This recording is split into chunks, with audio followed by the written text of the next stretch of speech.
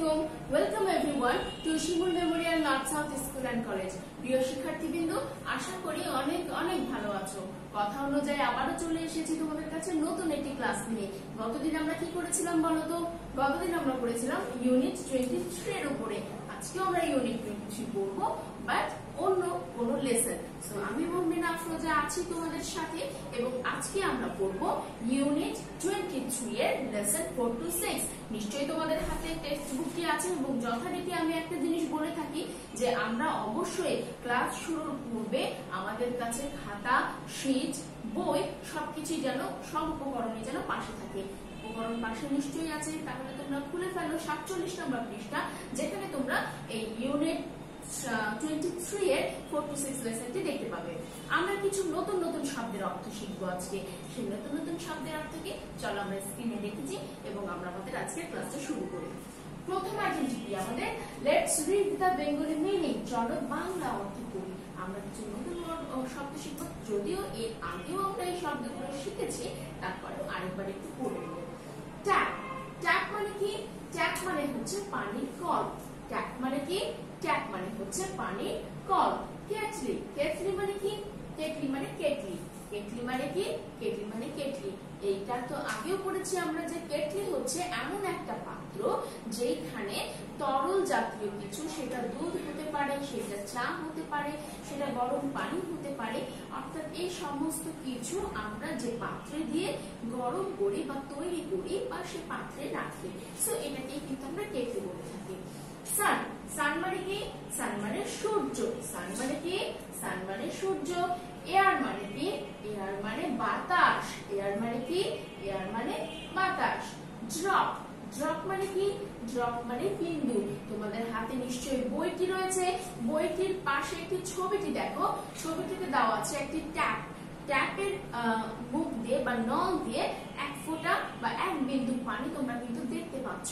এই যে বিন্দু বা এই যে এক ফোঁটা পানিকে বলি এই ড্রপ, এটাকে বলা হয় বিন্দু। সেটা ইংরেজি শব্দ হচ্ছে ড্রপ। আর যে ড্রপটা বা ফোঁটাটা যে নল দিয়ে বের হচ্ছে সেটাকে আমরা বলে থাকি ট্যাপ, অর্থাৎ পানির কল। কল দিয়ে যে ফোঁটাটা তোমরা দেখতে পাচ্ছ সেটার নাম কি বললাম বাংলাতে? সেটা হচ্ছে বিন্দু, এবং ইংরেজিতে ড্রপ। অ্যান্ড সর্বশেষে অ্যান্ট। অ্যান্ট মানে কি? পিঁপড়া। অ্যান্ট মানে কি? অ্যান্ট মানে হচ্ছে পিঁপড়া। তাহলে কি কি শিখলাম আমরা? আমরা শিখলাম ট্যাপ। ট্যাপ মানে পানির কল। কেটলি। কেটলি মানে কেটলি। সান মানে সূর্য। এয়ার মানে বাতাস।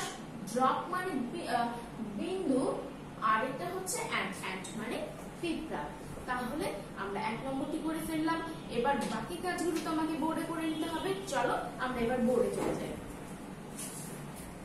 আমার 2 নম্বর আইটেমে কি আছে শিক্ষার্থীবৃন্দ? আমার 2 নম্বর আইটেমে আছে let's make sentences. Let's make sentences. চলুন বাক্য গঠন করি। কি কি দিয়ে বাক্য গঠন করব আজকে আমরা? আজকে আমরা বাক্য গঠন করব ট্যাপ দিয়ে, অ্যান্ড দিয়ে, অ্যান্ড কেটলি দিয়ে। ট্যাপ দিয়ে কি বাক্য গঠন করতে পারি? That is a tap. ওইটি একটি পানির call. That is a tap. ওইটি একটি পানির call. That is a tap. Ant. Ant মানে কি? পিঁপড়া। Ant has 6 legs. An ant has 6 legs. অর্থাৎ পিঁপড়ার 6টি পা রয়েছে। পিঁপড়ার কয়টি পা রয়েছে? একটি পিঁপড়ার 6টি পা রয়েছে। An ant has 6 legs. Kettle. তাহলে the kettle is hot. The kettle is hot. The kettle is hot. কেটলিটি কেমন? গরম। The kettle is hot. তাহলে কি শিখলাম? That is a tap. An ant has 6 legs and the kettle is hot. প্রিয় শিক্ষার্থীবৃন্দ, আমি কিন্তু একটা কথা বরাবরই বলে থাকি যে আমি যেটা করে দিচ্ছি তোমাদেরকে যে সেই বাক্যটি লিখতে হবে এমনটি কিন্তু নয়। এই বাক্যটি তুমি তোমার বাক্যের সাবজেক্ট এবং ভার্ব, তোমার বাক্যের সাবজেক্ট এবং ভার্বটা ঠিক রেখে তুমি কিন্তু তোমার মতো করে বাক্যগুলো সাজিয়ে নিতে পারো। তোমার বাক্যের সাবজেক্ট, ভার্ব এবং অর্থগত দিকটা যেন ঠিক থাকে। বিষয়টি যদি লক্ষ্য রেখে তুমি তোমার মতো করে বাক্য রচনা করতে পারো, মেক সেন্টেন্স করতে পারো, দেন সেক্ষেত্রে কোনো সমস্যা নেই। তাহলে that is a cat, an ant has 6 legs and the kettle is hot. আমরা চলে যাব 3 নম্বর আইটেমে। 3 নম্বর আইটেমে কি আছে প্রিয় শিক্ষার্থীবৃন্দ, খেয়াল করো। Let's fill in the blanks with right letter, অর্থাৎ শূন্যস্থান পূরণ করতে হবে। কি করে শূন্যস্থান পূরণ করতে হবে? উইথ রাইট লেটার, সঠিক বর্ণ দিয়ে, সঠিক বর্ণ দ্বারা শূন্যস্থান পূরণ করুন। এইখানে সঠিক বর্ণটি বসাতে হবে। সেই সঠিক বর্ণটি কি? এপি। আমাকে কি লিখতে হবে? এখানে যদি আমি সি দিয়ে দেই তাহলে আমার কি হলো? এখানে যদি আমি একটা সি দিয়ে দেই, আমি একটু সুন্দর করে লিখে দেই। আমি যদি এখানে দেই সিএপি ক্যাপ, কি দিব? আমি যদি এখানে দেই সিএপি ক্যাপ, ক্যাপ মানে কি? ক্যাপ মানে টুপি। ক্যাপ মানে কি?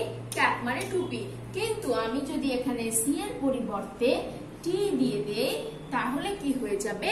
ট্যাপ। TAP tap. ট্যাপ মানে পানির কল। ট্যাপ মানে পানির কল।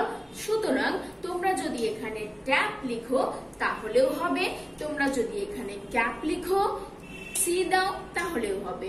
সো বোথ আর কারেক্ট। তোমরা যেটা ইচ্ছা সেটা দিবে, কোনো সমস্যা নেই। পরেরটাতে দেখি কি আছে। আর এ ড্যাশ, আমরা কি দিব? আর এটি র্যাট। র্যাট মানে কি? র্যাট মানে ইঁদুর। আর এটি র্যাট। র্যাট মানে ইঁদুর। সান, S-U-N, সান, S-U-N, সান। সান মানে কি? সান মানে সূর্য, S-U-N, সান। এবং পরেরটা কি আছে খেয়াল করো, এ ওয়াই। আমরা যদি এখানে একটা এস দিয়ে দিই তাহলে কেমন হয় বলো তো? S-A-Y, সে। সে মানে বলা, S-A-Y, সে। সে মানে বলা। তাহলে কি হলো? ট্যাপ, র্যাট, সান, সে। ট্যাপ, র্যাট, সান, সে। তাহলে আমরা শিখে ফেললাম যে সঠিক বর্ণ দ্বারা কি করে শূন্যস্থান পূরণ করতে হয়। এরপরে চলে যাব আমরা 4 নম্বর আইটেমে। আমাদের 4 নম্বর আইটেমে কি আছে দেখো তো। 4 নম্বর আইটেমে আছে let's write the English meaning. চলো ইংরেজি অর্থটা লিখি, অর্থাৎ ইংরেজি শব্দটা লিখি। খুশি, খুশির ইংরেজি কি বলো তো? খুশির ইংরেজি হচ্ছে happy, H-A-P-P-Y, happy. I am very happy, আমি খুব খুশি। আই এম ভেরি হ্যাপি, আমি খুব খুশি। তাহলে খুশির ইংরেজি কি? হ্যাপি। স্যাড, দুঃখের ইংরেজি কি? স্যাড। দুঃখের ইংরেজি কি? স্যাড। দুঃখের ইংরেজি কি? স্যাড।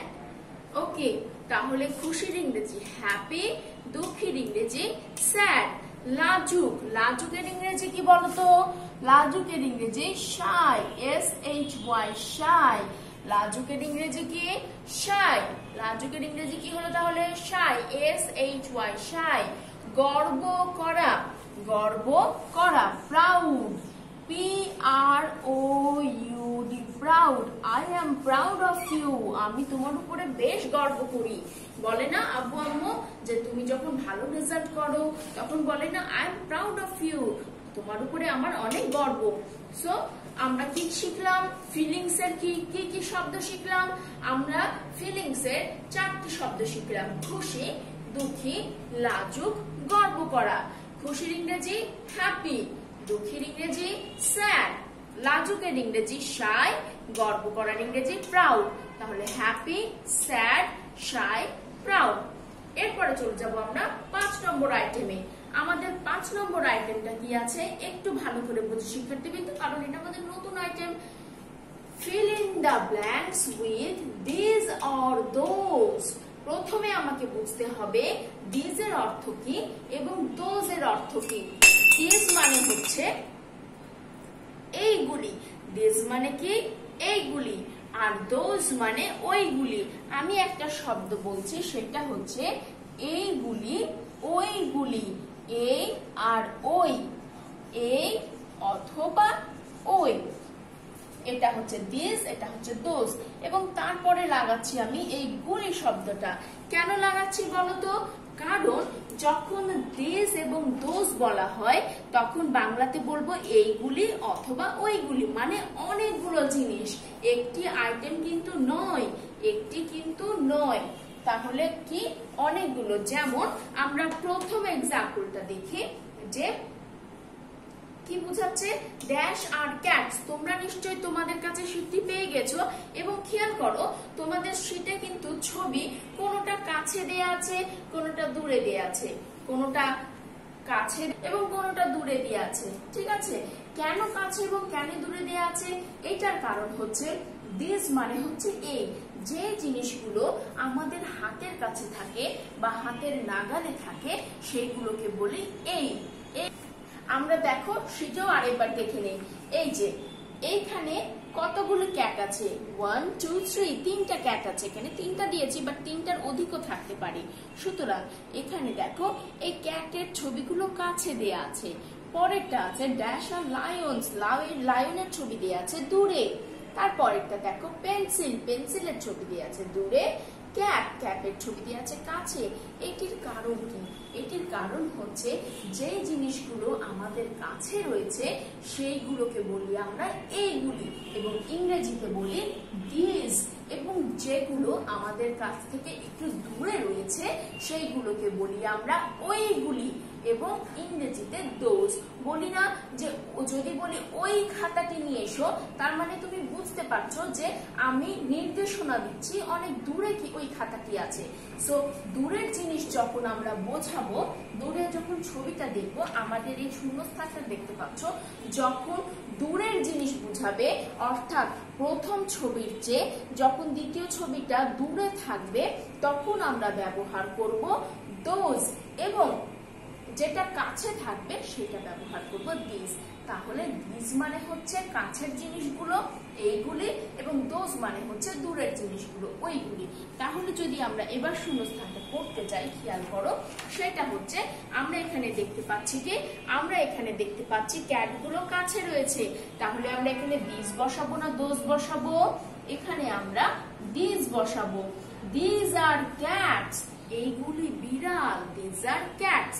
খেয়াল করো শিক্ষার্থীবৃন্দ, লায়ন কিন্তু আমাদের ক্যাটের চেয়ে দূরে রয়েছে, লায়নের অবস্থান কিন্তু ক্যাটের চেয়ে দূরে। তাহলে আমরা এখানে কি বসাবো? Those, THOSE, those. Those are lions, those are Lions.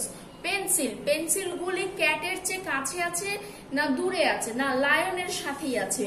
খেয়াল করে দেখো, ক্যাটের চেয়ে কিন্তু দূরে আছে, অর্থাৎ লায়নের সাথে আছে। তাহলে আমরা এখানে দিস বসাবো না দোজ বসাবো? এখানে আমরা বসাবো দোজ, কারণ পেন্সিলটাও অনেক দূরে আছে। এবং ক্যাপের ছবি যদি খেয়াল করি, সেটা হচ্ছে ক্যাপের ছবিটা কাছে আছে না দূরে? ক্যাপের ছবিটা কাছে আছে। তাহলে আমরা এখানে বসাবো দিস, THESE, দিস। তাহলে this are cats, those are lions, those are pencils, and these are cats. আমরা তাহলে শিখে ফেললাম 5 নম্বর আইটেমটি। তাহলে আমরা শিখে ফেললাম যে কিভাবে দিস আর দোজ এর ব্যবহার করব, কিভাবে সঠিক বর্ণ দ্বারা শূন্যস্থান পূরণ করব, এবং বাক্যটা আমি আমার মতো করে সেন্টেন্স মানে সাবজেক্ট, ভার্ব এবং অর্থটা ঠিক রেখে আমরা বাক্য গঠন করব। আমরা তো শিখে ফেলেছি, আমরা একদম শেষ প্রান্তে চলে এসেছি শিক্ষার্থীদের, তোমরা দেখতেই পাচ্ছ। আমরা এখন চলে যাব ওরালে। So it is oral time. আমরা ওরালে চলে যাব। প্রথমটা আমরা একটু দেখে নেই, সেটা হচ্ছে কট। কটের অর্থ বলুন। কটের অর্থ হচ্ছে বিছানা বা খাট।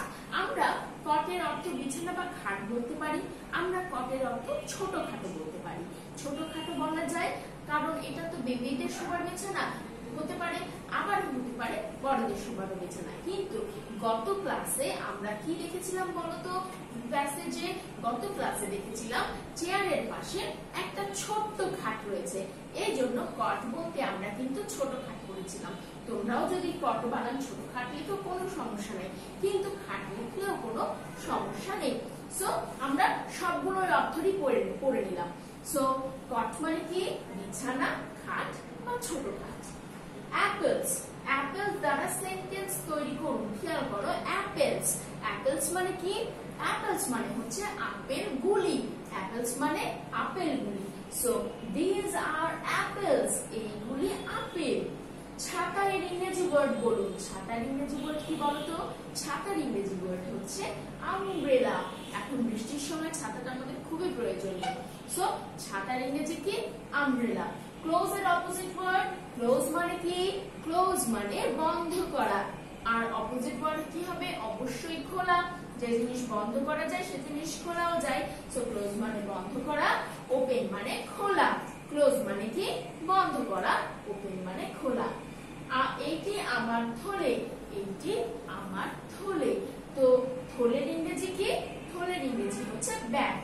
এইটি আমার থলে, এর ট্রান্সলেশন কি হবে? This is my bag. এইটি আমার থলে, ট্রান্সলেশন কি হবে? This is my bag. তাহলে শিক্ষার্থীবৃন্দ আমরা শিখে ফেললাম সবকিছুই। আশা করি তোমরা আজকে ভালো করে ভিডিওটি দেখে নিয়েছো, শিখে নিয়েছো এবং আমার সাথে সাথে করে নিয়েছো।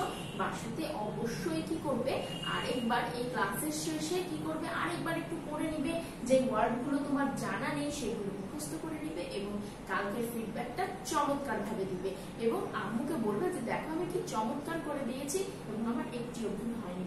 ওকে, তাহলে নেক্সট ডে কি হবে তোমরা একটু দেখে নাও।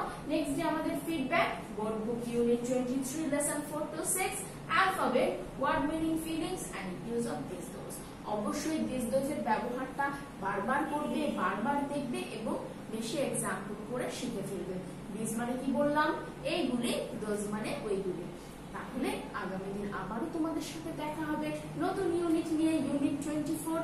সেই পর্যন্ত সবাই ভালো থাকো, সুস্থ থাকো, মোস্ট ইম্পর্টেন্ট নিরাপদে থাকো এবং অবশ্যই বাসায় থাকো। ধন্যবাদ।